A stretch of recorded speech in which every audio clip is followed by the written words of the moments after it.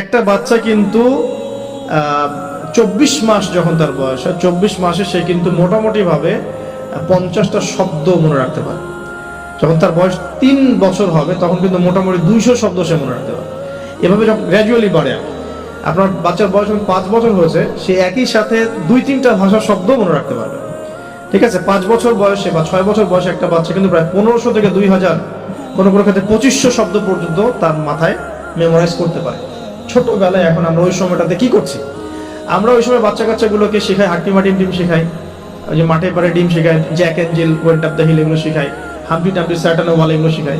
এগুলো শিখে ওদের মাথার এই যে কি বলবো, যে উর্বর যে একটা মস্তিষ্ক আমরা নষ্ট করে ফেলি। ইভেন মারা বাচ্চাদেরকে ঘুম পাড়ায় হিন্দি সং বলে ঘুম পাড়াচ্ছে, হ্যাঁ, হয়তো খোকা ঘুমালো, পাড়া জুড়ালো, বর্গি এলো দেশে, এগুলো বলে ঘুম পাড়াচ্ছে। এখানে সূরা পড়ে আপনি ঘুম পাড়াতে পারতেন।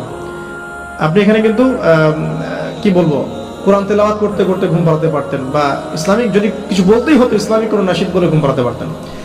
সব জায়গায় লক্ষ্য করতে হবে বাচ্চার কানে আমি কি দিচ্ছি। বাচ্চা হয়তো বলতে পারছে না কথা, তখন কিন্তু বাচ্চা শুনতে পারে, বাচ্চা বুঝতে পারে। বাচ্চা আপনাকে দেখে, পরিচিত ফেস দেখে বাচ্চা হাসে কেন? কারণ সে বুঝতে পারে, সে চিনতে পারে যে হ্যাঁ, তিনি আমার কাছের কেউ। মাকে কেমন করে বাচ্চা চেনে? কিভাবে মায়ের গায়ের গন্ধে বাচ্চার কান্না থেমে যায়? এগুলো কি আল্লাহ পাকের আধ্যাত্মিকত্ব, মারিফত নয়, পরিচয় নয়? তো এগুলো খেয়াল রাখতে হবে। মায়েরা যখন বাচ্চাকে প্রতিপালন করবেন, ব্রেস্ট ফিডিং এর আগে বিসমিল্লাহ বলতে হবে। সে তো বিসমিল্লাহ বলতে পারছে না, আপনাকে বিসমিল্লাহ বলতে হবে। হ্যাঁ, তাকে ঘুম পাড়াবেন ইসলামিক নাশিদের মধ্য দিয়ে, অথবা সূরা তেলাওয়াতের মধ্য দিয়ে, কিরাতের মধ্য দিয়ে, সূরা ইখলাস পড়ে ঘুম পাড়াবেন। তাকে ঝাড়ফুঁক করবেন, তার গায়ের মধ্যে এত কিছু বেঁধে না দিয়ে তাকে সকাল সন্ধ্যা ঝাড়ফুঁক করবেন। এবং কয়েকটা দোয়া আপনি কন্টিনিউয়াসলি করবেন। আমি বলে দিই দোয়াগুলো।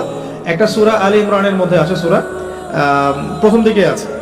সূরা আলী ইমরানের শুরুতে একটা দোয়া আছে যে রব্বি ইন্নী নাযারতু লাকা মা ফি বাতনি মুহাররারান ফাতাকাব্বাল মিন্নী ইন্নাকা আনতাস সামিউল আলিম। এটা একটা দোয়া।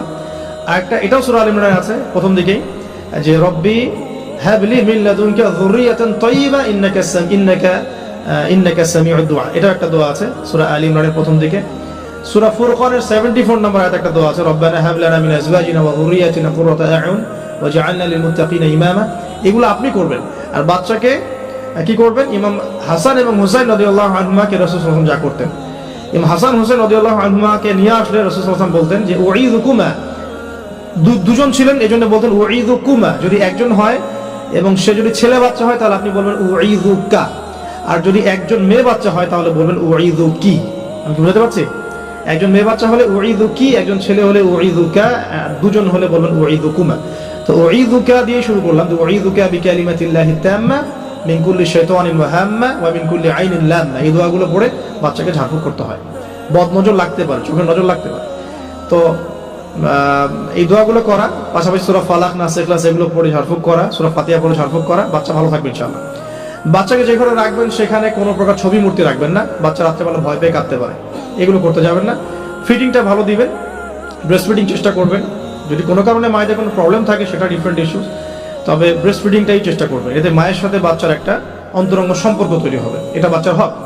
এবার বাচ্চা যখন বড় হচ্ছে ওকে আজে বাজে কিছু শেখাবেন না। আস্তে আস্তে কথা বলা শিখবে, পরিবেশ পরিস্থিতি বোঝা শিখবে। তাকে সময় দিবেন, এক নম্বর তাকে সময় দিবেন, তার সাথে গল্প গুজব করবেন, তাকে নিয়ে ঘুরবেন, তার সাথে খেলবেন, হ্যাঁ, তাকে আনন্দ দিবেন। আপনি আপনার টাইমের একটা অংশ তার জন্য ফিক্স রাখবেন, বাচ্চার জন্য ফিক্স রাখবেন। আর সব দায়িত্ব শুধু মায়ের উপর ছেড়ে দিবেন না, পুরুষের উপর অনেক দায়িত্ব আছে। এবং গ্র্যাজুয়ালি সে বড় হবে। পিতার সময় পিতার হকটা যেন পিতার থেকে পায়, মায়ের হকটা মায়ের থেকে পায়।